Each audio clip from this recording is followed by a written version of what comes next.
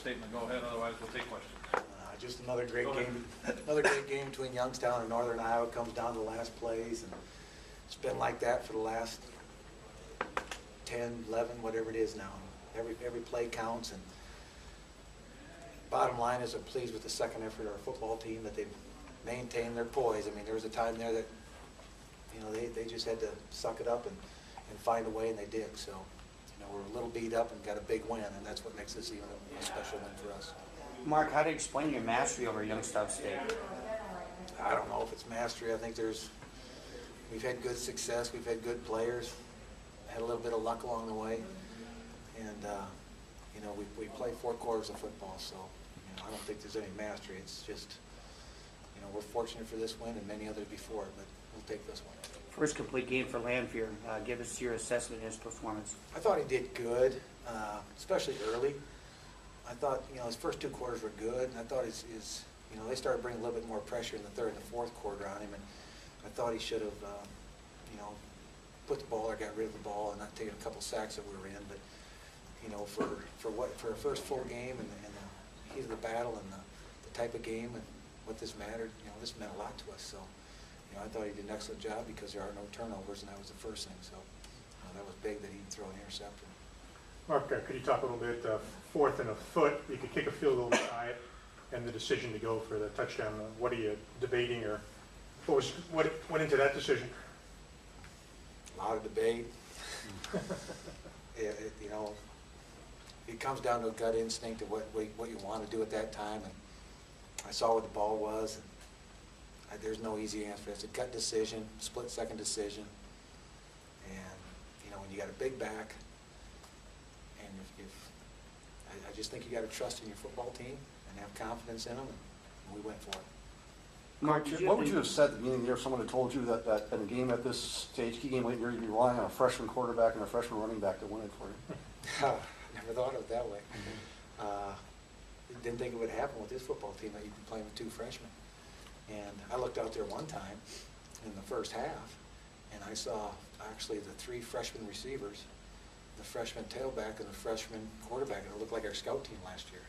So, you know, when you say it that way, you're pleased with the future of our program, but I'm not worried about the future. I'm worried about this year, and they performed like starters for us this year and made some great plays for us. Was there any way Rennie could have played at all? I don't think so. He probably could have lined up and played. We warmed him up.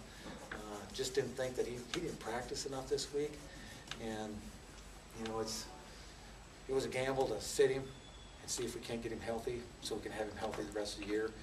And otherwise, we're going to be fighting it week in and week out. So this was big that we got the win and kept Terrell out of the game. So basically a game time decision then? Or? It was a game time decision. I was watching it the whole time, and it just didn't show enough. Well, without all those practice reps that he didn't get all week, because he didn't practice this week. He was in a little bit, not much. Did you have to simplify your playbook to match Lanphier at all? Not really. Not really. Probably could do a couple things with Lanphier that we couldn't do with Terrell, or would do with Terrell. But I don't think so. I think we put in a plan and went with it. I told you last week, you know, we built our offense for the season, not for Terrell. And as we go through players, and we're going to have to maintain, because they got to play with 10 others. So, no, we didn't change anything. Tweaked it. I'm sorry. Can you talk about your decision to put Ben in at fullback there on the last couple of plays? Well, we kind of did some things this week. This is the time we start to make a move, or at least try to. When you get to November, you got to be a good football team. And when you get this deep, you're down to the final stage. Every game gets you to the next game.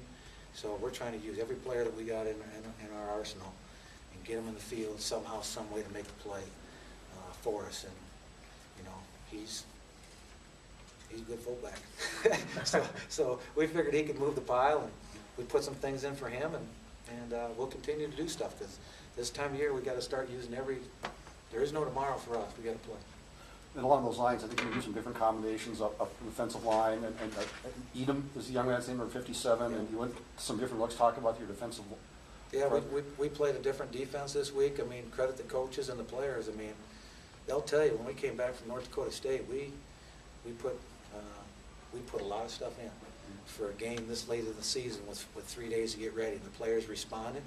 They picked it all up. It's stuff that we know, but we haven't played it in a long time. And we put a lot of time and effort into our practice this week, and because of the players buying into it, we could do some things. And whether it's Ben on offense or eat them on defense, and we're just trying to stay fresh and trying to get better play in and play out right now. If we can get better every play, then we can get to be a real good football team at the right time.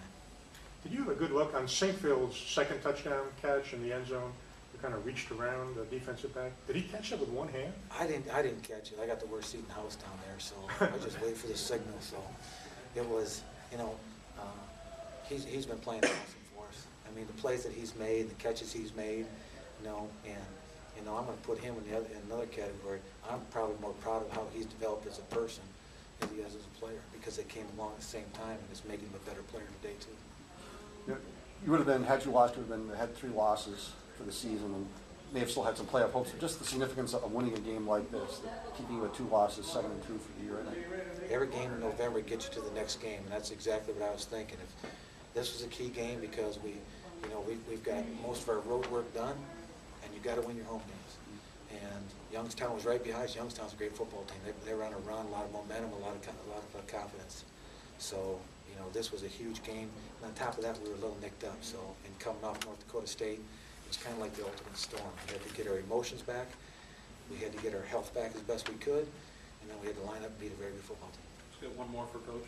Where is Carlos Anderson at as far as his injuries this year? I think he's real close. I mean, he wants to play so bad. I mean, he's almost mad at the fact that we're not playing him. And we're trying to get him so that, again, we need him at full speed so he can make that cut that separates him from other people. And we're starting to see it. This was the first week where I started to see it practice, but we just want to make sure he's ready, because he just has been fighting that the whole time. And when we get Carlos back, Carlos will make a huge difference in our offense. Thank you, Mark. Thank you, guys.